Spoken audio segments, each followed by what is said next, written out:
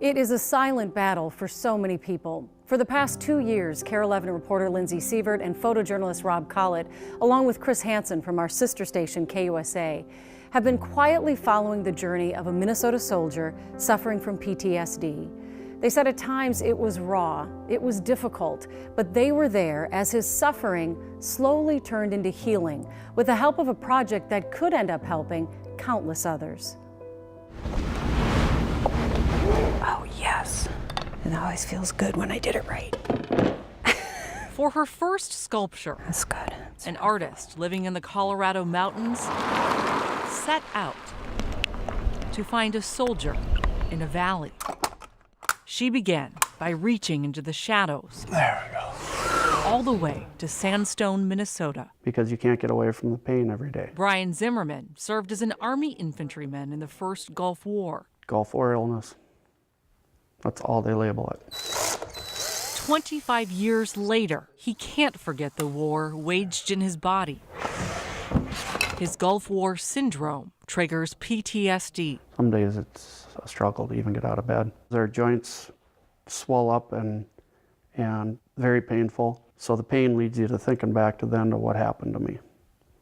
And it never goes away. You get pretty low in life. You realize that you're not the person you want to be. The day I called him, he said, was the day he was going to end it.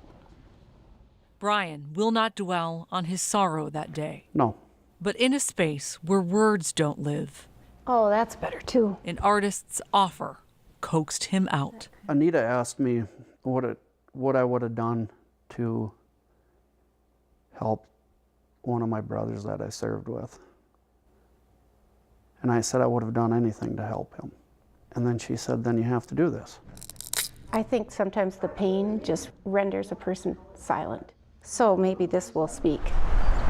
Yep. The conversation began unexpectedly 2 years ago when a traveling military tribute stopped in Minnesota. First thing that caught me was that they were all looking at me from every angle and that they all looked so happy. The Eyes of Freedom honors the 23 fallen men of the Lima Company, a Marine Reserve unit from Ohio among the hardest hit in the Iraq War. I was overcome with emotion. And here, Brian met Mike Straley. So many veterans that are choosing the wrong way out. Mike survived the roadside bomb that killed his fellow Marines, but he still serves with his brothers, taking their memorial on the road. With a chance connection, Love you, brother. he introduced Brian to the artist behind those portraits, It's an honor. Anita Miller. You are terrific. I think it's due to them. That's when Anita knew the Marines she spent years painting would now reach through the canvas and recruit Every day. this soldier. Our brains are like lightning storms going off inside. It's really his whole body that's speaking. As Anita works from afar, Brian is now the subject and inspiration of her sculpture. Yeah, let me see. Let me feel that. His suffering takes on new forms A lot of people need this. as he learns more vets from his unit have recently taken their lives. A lot of people are hurting. 1 year later, art has become therapy Hey, girl. Brian never knew he needed. How are you? It's looking pretty much ready. I mean, it has kind of a rough quality to it. Feels like a beat up soldier. Yeah, that fits. You should see my hands today. Yeah, it feels like you're a little beat up here. What do you think this sculpture's going to do for people? This reaches out to everybody. Closure. Darkness was once a lonely companion. But now, high above the mountains of Lewiston, Idaho, Brian can finally see he's no longer alone. That's what America's about. In a community concerned about its rate of veteran suicide, the sculpture is ushered in with tender care. It's going to be very emotional. That face isn't going to be mine, it's going to be some other guys I knew. It's now been 2 years since Brian made Anita that promise he would live to see this day. Wow. You hit it.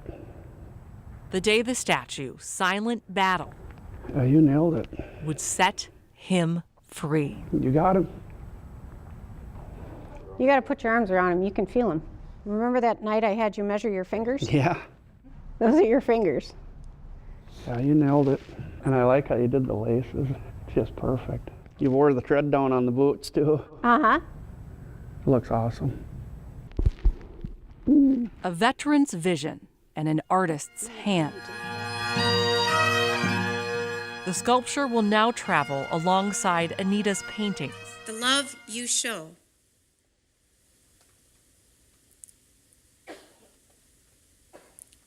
would be a great gift around the whole country. And so it's perfect that you are the ones to charge this sculpture. If you would take time before you leave to come up and put your hands on him. I think everybody that will see this statue will see a different face on it. I think that they'll see the face they want to see. It's just a symbol. And it's raw. And it's okay for it to be raw. With wounds now in the flesh, bearing scars instead of medals. Thank you for your service. A combat veteran who once couldn't shoulder PTSD now deploys on a nationwide pursuit We're going to help people. We're going to help a lot of people. to carry the burdens of his brothers and sisters to bring a peace more everlasting than bronze. You can put your arms around him. Lindsey Seavert, He can take it. KARE 11 News. Well, if you are suffering from PTSD or know someone who is, we're told there's a very well-researched, comprehensive website that offers help. It's www.ptsd.va.gov. There's also an 800 number you can call. It's there on your screen, and it's also with this story on KARE11.com.